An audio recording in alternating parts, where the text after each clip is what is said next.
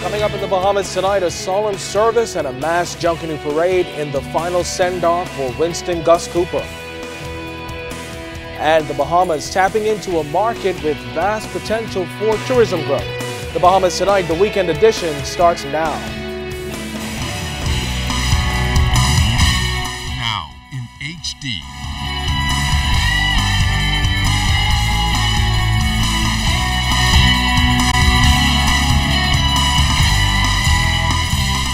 ZNS Network presents The Bahamas Tonight. This portion of the news brought to you by BTC Every Day.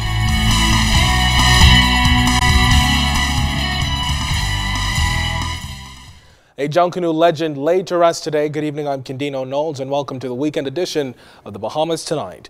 Well, hundreds turned out to say their final goodbyes to Junkanoo icon and sportsman the late Winston Gus Cooper during a special Thanksgiving and homegoing service at the Most Holy Trinity Anglican Church. The 72-year-old was instrumental in the formation of the Valley Boys Junkanoo group and has been the prominent leader of that popular group for more than half a century. Today, a chapter was closed on the life of this stellar Junkanoo leader. Our LaDawn Davis takes us into that service. I lost some good friends along life's way.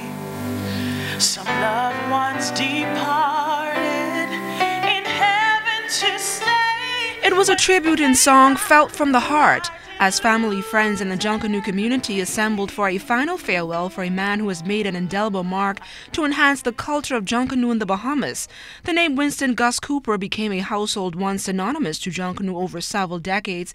Now that name will no doubt be planted deeply in the annals of Bahamian culture and sports. His longtime friend, Prime Minister Perry Christie, reflected on Cooper's outstanding contribution and the impact of his legacy.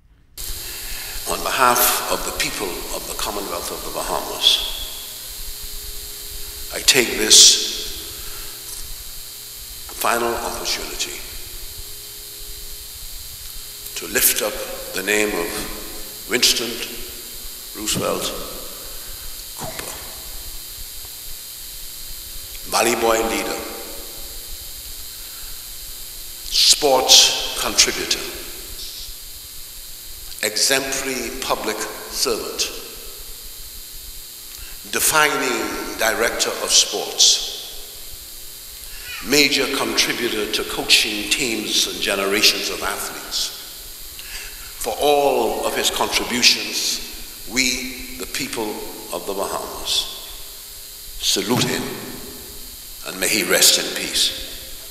Rector of the Most Holy Trinity Anglican Church, Reverend Father Mark Fox, also highlighted Cooper's significant contributions to Junkanoo, and as leader of the Valley Boys, Father Fox said Cooper made the point of excellence a way of life. Junkanoo Gus demonstrated in his own way also the way of love. Love for God through worship and service. Love for Cassie and his family. And of course, love for his country. Sports and Junkanoo were the medium through which he gave the best of his service to God and country. They were the same means through which he ministered to those with whom he came into contact. Through Junkanoo, Gus assisted in community building. Junkanoos are a special, vibrant community in our wider community. The late Winston Gus Cooper was sent off to his eternal resting place with a massive Junkanoo rush out by all of the major Junkanoo groups. He was interred at Lakeview Memorial Gardens. LaDawn Davis, ZNS Network News. Well, as you just saw there, hundreds lined the streets from the church on to John F. Kennedy Drive in a final lap for Valley Boys leader Winston Gus Cooper. The cowbell ringers, those on the drums and horns, and many others rushed in a parade comprising members of the various Junkanoo groups. Some of them reflected on Cooper's vast impact. For me, he's representative of what is really positive in the Bahamas. Not only his sporting legendary, but also his lust for culture. But also, Gus used Junkanoo to transform lives, to instill discipline, and create standards for this country. He made me fall in love with Junkanoo. You know, when I came here originally from England, I was introduced to him at the Blue Hill Shack. and he taught me a lot, but as an artist I had something to offer, and we collaborated for over 15 years together. You know, we had a 5 straight win on boxing, on Bay Street on Boxing Day into New Year, so it's something which I treasure for the rest of my life. So one of no nonsense. If you say purple, that's purple. If it's green, it's green. And you must be disciplined in anything in life in order to achieve. Even in you achieving a land, you must be the discipline of saving, and Gus was a young man of discipline. One of the 4 victims killed in that deadly shooting in Fox Hill back on December 27th was also laid to rest today. Funeral services for 37-year-old Claudzino Davis was held at St. Anselm's Anglican Church.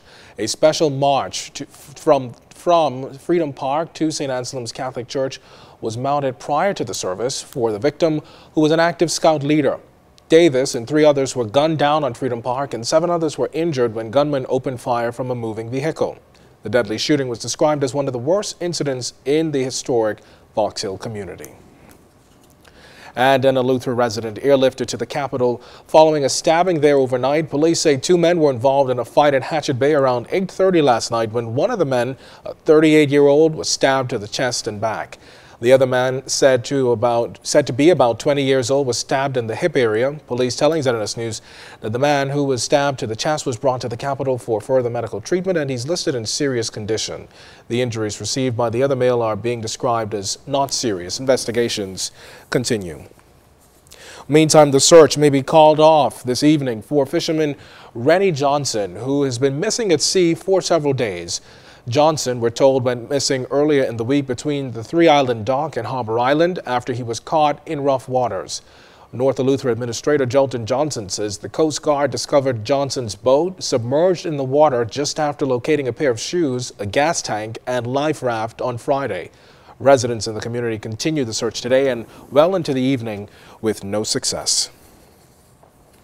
Well, in other news this weekend, it's one of the fastest growing economies in the world. Asia comprises more than 4.2 billion people living in 46 different states. It's an area that's been virtually untapped when it comes to tourism.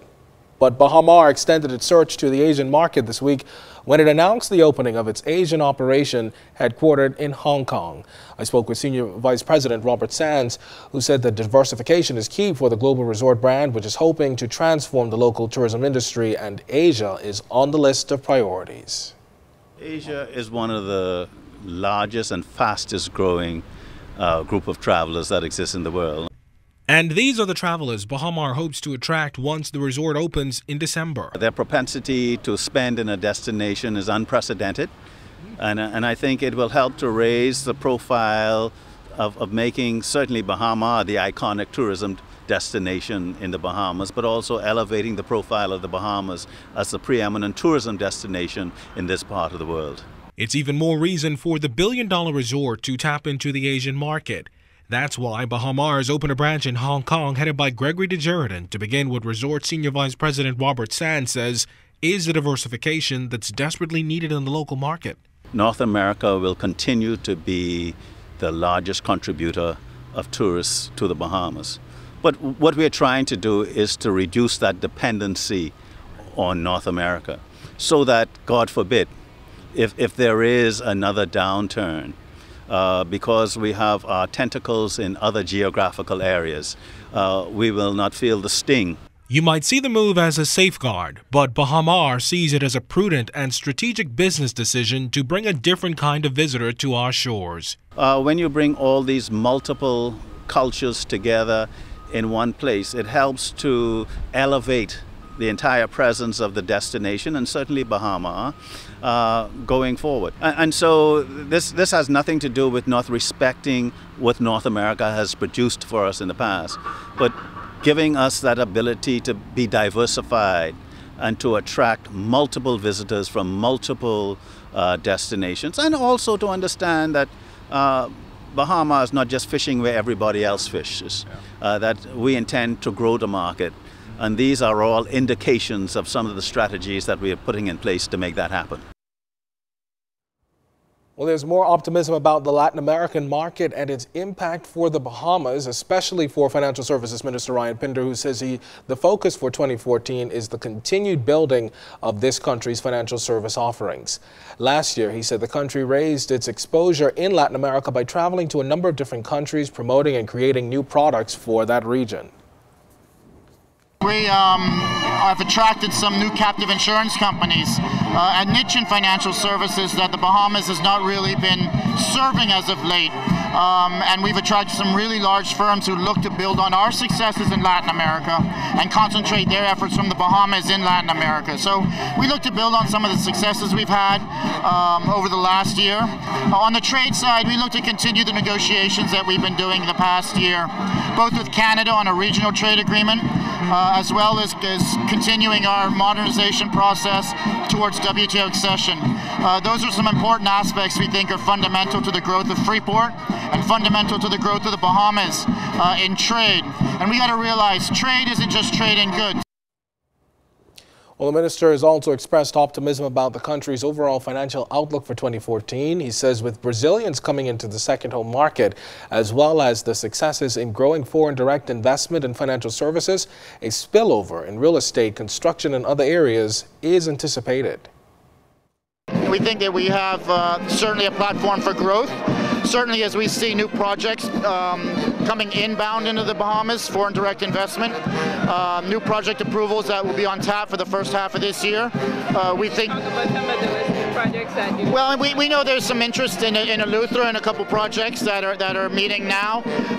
And we had some meetings when I was in London with the Prime Minister with 2 or 3 potential investors.